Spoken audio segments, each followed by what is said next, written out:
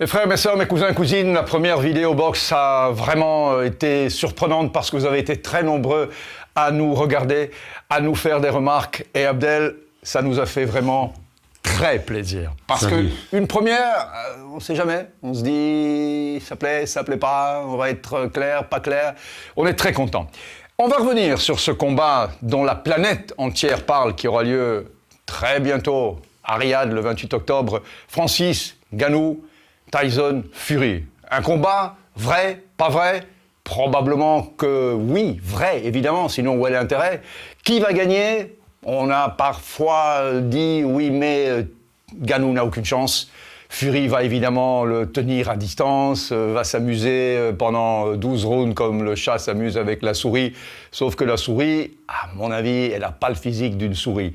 Et si, dans la précédente vidéo, Abdelkissi, qui est quand même, maintenant on vous l'a expliqué la fois passée, mais je le redis, c'était un champion de poids lourd, c'est un acteur très connu, puisque vous l'avez vu dans la plupart des films de Van Damme, il joue le méchant, celui qui met à mal tout le monde, sauf qu'à la fin, souvent, Van Damme, et même toujours...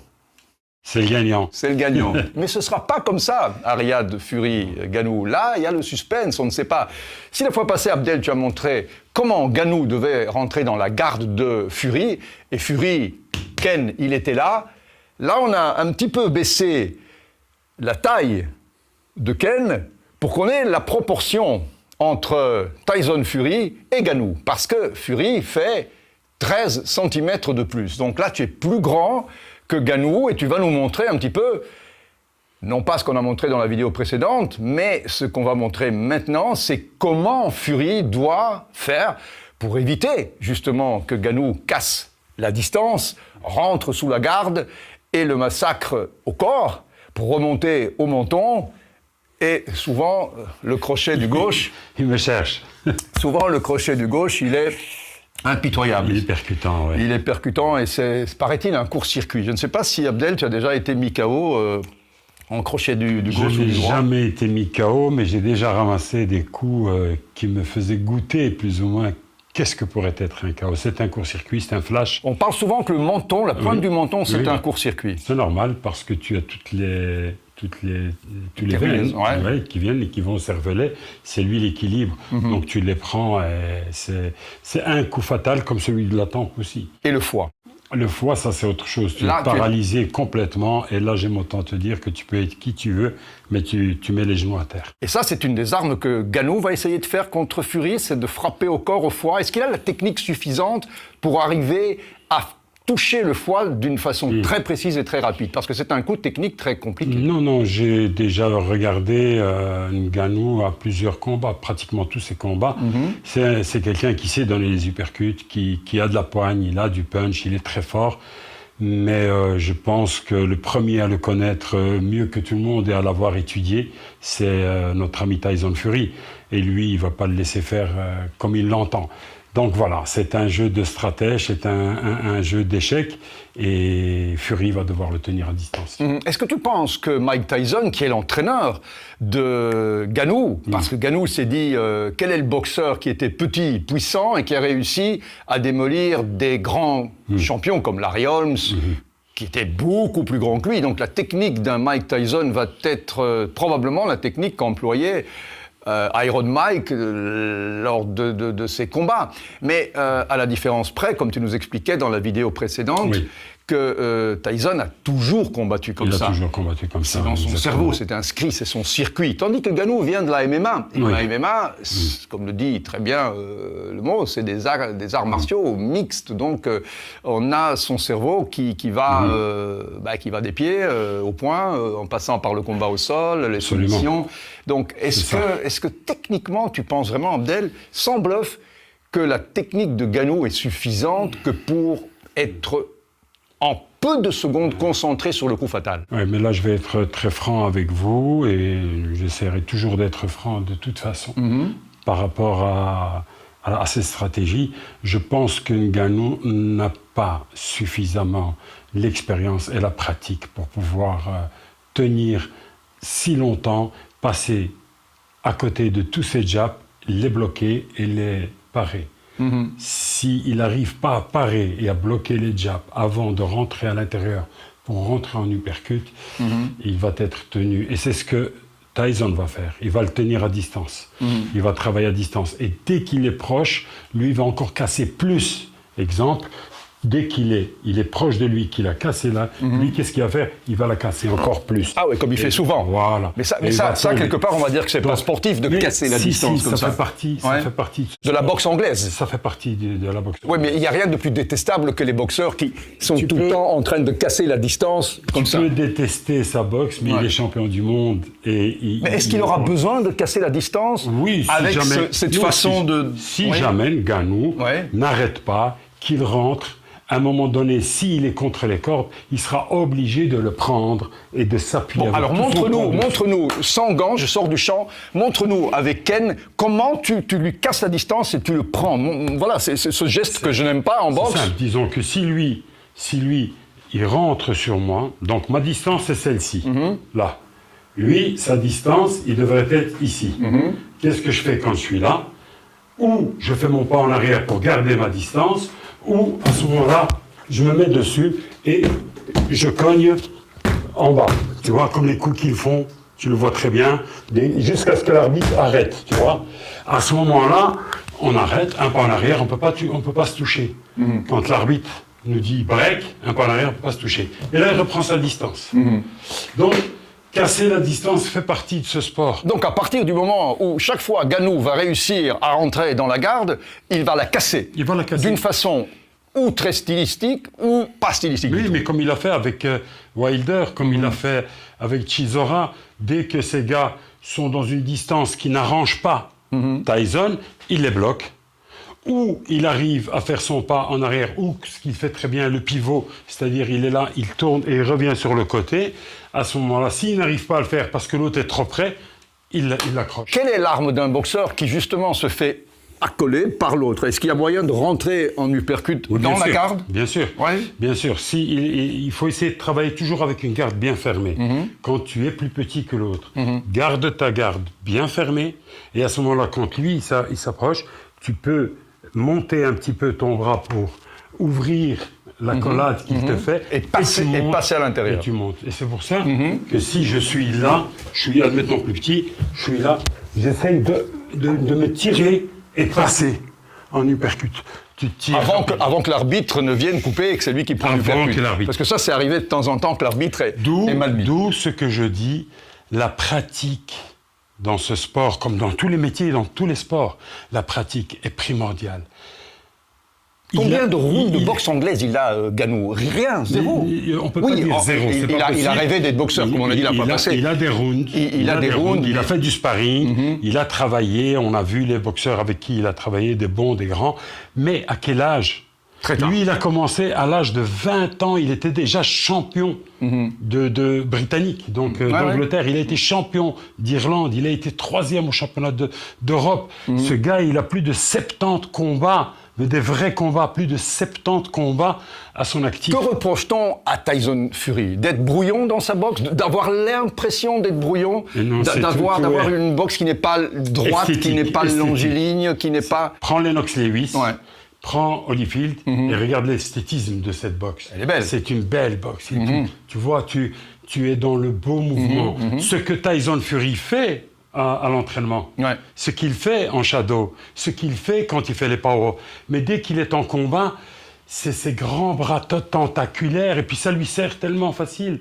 C'est pas esthétique, on n'aime pas trop. Je vais sortir du champ encore une fois. Montre-nous, voilà, Ngannou, Ken il est là. Montre-nous comment tu le tiens à distance et comment tu le jabs. Comment tes jabs vont le dégoûter quelque part. C'est des jabs fouettés. Parce que il va très vite. Tu vas le dégoûter. Tu vois, et il varie, je vais te le montrer tout de suite. Il donne des jabs fouettés qui sont très rapides, qui ne font pas spécialement mal, mais qui te tiennent à distance et qui te préviennent. Et puis, entre les jabs fouettés, il en appuie avec un ou deux. Tout ça, c'est pour la gérance de la condition physique. Exemple, ça, ce sont ceux qu'on donne en fouetté. Tu vois là. Et il est là, il peut même partir avec son bras de très bas, et monte. Elle est là, et il bouge. Je ne le fais pas trop ici parce qu'on est face caméra, mais disons, il bouge tout en donnant cela. Et de temps en temps, il appuie. Et c'est ce coup-là qui est dangereux, tu vois.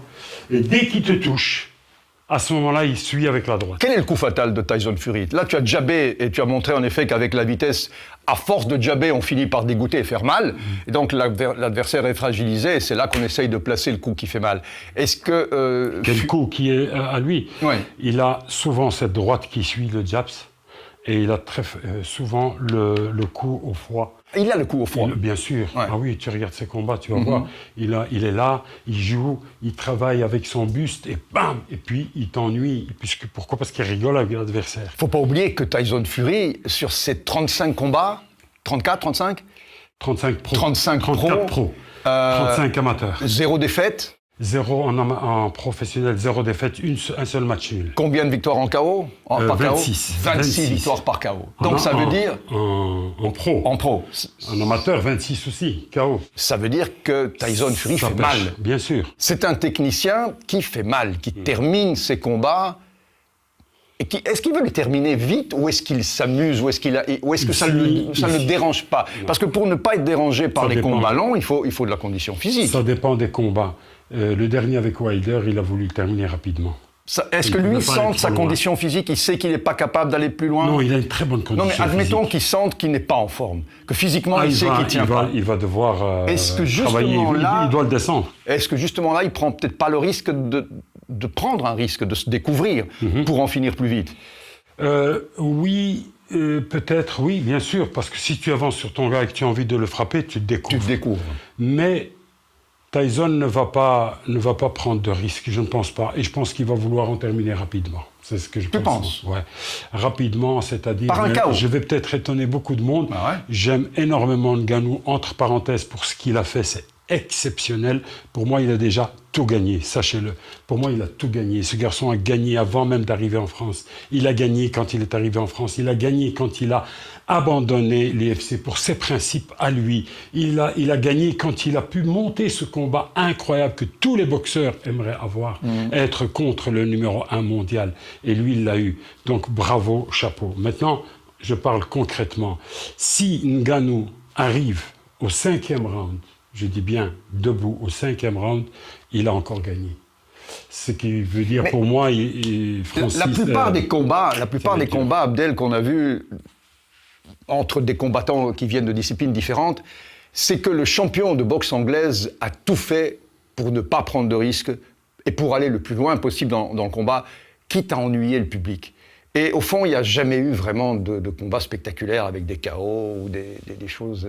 En boxe anglaise? Oui, dans des combats où tu as des combattants d'un autre... Tu as vu les combats, Foreman, Ron Lyle, Richie Robinson... Mais là, tu as boxe anglaise. Oui. Ah, tu parles de... Oui. Sorry. Non, là... on a eu quoi comme combat? Il y a eu Mayweather, Mayweather. Et il a tenu 10 rounds. Oui, mais on a vu qu'il n'avait pas envie de... Mayweather a laissé un petit peu, Il a joué. Le combat aller. Pourquoi? Non, il n'a pas joué. Il a été très intelligent. Pour quelle raison? Ce gars, Mayweather, s'est dit que s'il rentrait dans les 3-4 premiers rounds sur son adversaire, il risquait gros. Il risquait gros, tu penses? Il devait le laisser, bien sûr. Ah ouais. Bien sûr, parce que McGregor cogne, hein. On l'a vu, et il boxe très bien. C'est pas un boxeur moyen, c'est déjà un très bon boxeur. Tenir 10 rounds avec le champion du monde, un des meilleurs boxeurs de sa catégorie qui ait jamais eu de toute l'histoire de la boxe, c'est quelque chose de fantastique. Mais Mayweather a tenu à laisser venir le temps, parce qu'il avait tout son temps. Vers le 5e, 6e round, il a senti qu'il pouvait accélérer. Le 8e et 9e round, il a tout lâché. Le 10e, c'est fini. Notre McGregor, il a abandonné. Et ça, c'est un problème des gens qui viennent du MMA. C'est qu'ils sont dans un autre espace-temps. L'espace, c'est un ring. L'autre côté, c'est une cage. Une cage avec du dur. La corde, ça ne te laisse pas cette chance de bloquer quelqu'un. La corde, tu bouges, tu passes, c'est élastique, tu fais ce que tu veux avec. Et la corde, il faut savoir la manipuler. Et lui sait la manipuler. Ali l'a fait avec Foreman. Ah, mais là, on parlera de ce combat une autre fois, parce que la corde de Ali Foreman, elle était peut-être pas serrée comme il faut. Mais bon, non, Ali... On en reparlera une autre fois, Abdel. On fera une vidéo rien que là-dessus. Là, tu viens de me donner un bon sujet. Ali Foreman à Kinshasa en 78, c'est un combat... 74. 74, vas-y, continue. Non, non, non, non. D'accord. Ah, je pense pas, hein. D'accord. On fait le pari devant vous. Ah, 1974, Ali Foreman. 1978. Oui, parce que tu as eu 74. Tu as eu 74. Tu as eu Ali Frazier en 75 à Manille. Je pense que c'est après Foreman. Oui, c'est après. Non. Ah si. C'est après Foreman. C'est pas grave. C'est pour ça qu'on regarde. Parlera de ça. C'est pour ça. Enfin, il y a longtemps, mais je me souviens très bien de plus le film. Nos amis boxeurs vont se rappeler. Ouais. Mais bon, la corde élastique, c'est pas sûr qu'elle était tendue comme il faut. En tout cas, c'est ce que Foreman a dit après le combat. Il a dit l'élastique. Il y avait que ça à sa bouche. Hein. Tu sais que Foreman, après, on en reparlera, pendant 20 ans, il a été dégoûté. Il a eu une solide dépression. Après on parlera de ce combat plus tard. Plus tard. Il y a trop on revient à Ngannou Fury. Ngannou, pour moi, personnellement, pour en terminer avec ça, c'est un garçon que j'admire énormément. Mais tu le donnes perdant, hein. Je ne le donne pas, je le vois. Tu le vois. Je le vois perdant et je ne le souhaite pas. J'aimerais bien qu'il fasse ses 12 rounds, ou ses 10 rounds, je pense que c'est en 10. C'est en 10 rounds, C'est en 10 rounds. Ouais. Et qu'il fasse et qu'il perde même au point et qu'il gagne, ce serait le truc magnifique. Alors que je suis un puriste de la boxe anglaise, je devrais défendre la boxe, mais là, si je défends le courage d'un homme extraordinaire. Mais pour moi, personnellement, s'il tient 5 rounds, c'est déjà gagné, c'est magnifique. Bon, mes frères, mes sœurs, mes cousins, cousines, j'adore ces vidéos box, j'adore les faire avec Abdel Kissi parce que, vous voyez, c'est un passionné, c'est un vrai boxeur, c'est un vrai coach, un vrai entraîneur. En tout cas, je veux dire, tu m'as donné aussi la passion de la boxe. Oui, bien sûr. Et on va terminer, je vais sortir du champ et tu vas terminer avec les gants. D'ailleurs, je vais te les mettre. Attends, je vais les chercher. Montrer un petit peu comment est-ce que Fury, à mon avis, va faire. Et c'est normal. Je ne vois rien de spécial. Je dis que Fury, c'est le jabs de gauche, tenir à distance, venir avec des coups au foie de temps en temps pour faire baisser encore plus la garde de Ngannou. Il va aussi travailler les accrochages, c'est sûr et certain. Il pèse très lourd et il va profiter de ça. On l'a vu à tous ses combats pratiquement. Voilà, donc il va tenir avec des jabs fouettés. Le bonus, c'est toujours gai. On va maintenant se mettre à la place de Fury. Voilà Ken Ngannou, 13 cm plus bas.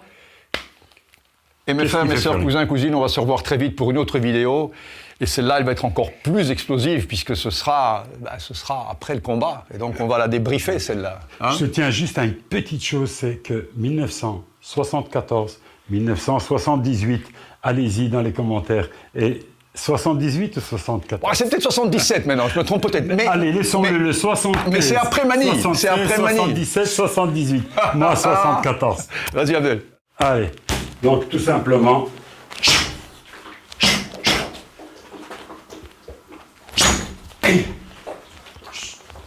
Là, il accroche. Il revient, il sort, ils sont séparés, il repart.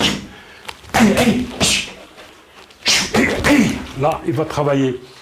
Il va souvent travailler au corps, rappelez-vous, parce que Ngannou est assez solide. Question visage. Et il va juste le perturber avec des jabs, le perturber jusqu'à ce qu'il voit une petite ouverture et il va le feinter, parce que c'est un grand feinteur. Il va faire semblant de venir avec la droite, mais il repart avec un crochet en bas. Genre ça. Là, et ça fait mal, ça détruit l'adversaire. Voilà. Respect.